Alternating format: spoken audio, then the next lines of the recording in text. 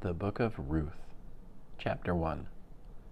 Back in the days when the judges were judging, at a time when there was a famine in the land, a certain man from Beit-Lechem went to live in the territory of Moab, he, his wife, and his 2 sons. The man's name was Elimelekh, and his wife's name was Naomi, and his 2 sons were named Machlon and Kilyon. They were Efratim from Beit-Lechem in Yehudah. They arrived in the plain of Moab and settled there.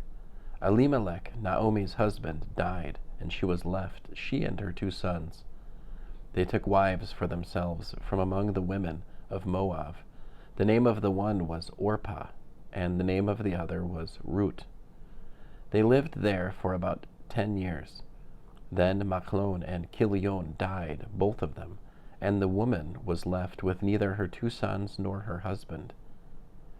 So she prepared to return with her daughters-in-law from the plain of Moab, for in the plain of Moab she had heard how Adonai had paid attention to his people by giving them food. She left the place where she was with her 2 daughters-in-law and took the road leading back to Yehudah. Naomi said to her 2 daughters-in-law, "Each of you go back to your mother's house. May Adonai show grace to you, as you did to those who died and to me. May Adonai grant you security in the home of a new husband." Then she kissed them, but they began weeping aloud. They said to her, "No, we want to return with you to your people." Naomi said, "Go back, my daughters. Why do you want to go with me? Do I still have sons in my womb who could become your husbands? Go back, my daughters. Go your way, for I'm too old to have a husband. Even if I were to say, I still have hope, even if I had a husband tonight and bore sons, would you wait for them until they grew up? Would you refuse to marry just for them? No, my daughters. On your behalf, I feel very bitter that the hand of Adonai has gone out against me." Again they wept aloud. Then Orpah kissed her mother-in-law goodbye, but Ruth stuck with her. She said, "Look, your sister-in-law has gone back to her people and to her God. Go back after your sister-in-law."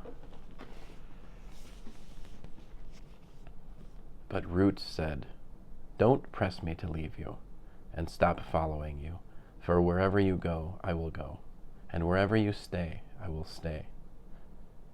Your people will be my people, and your God will be my God. Where you die, I will die, and there I will be buried. May Adonai bring terrible curses on me, and worse ones as well, if anything but death separates you and me." When Naomi saw that she was determined to go with her, she said no more to her. So the two of them went on until they came to Beit-Lechem. When they arrived in Beit-Lechem, the whole city was stirred with excitement over them. The women asked, "Can this be Naomi?"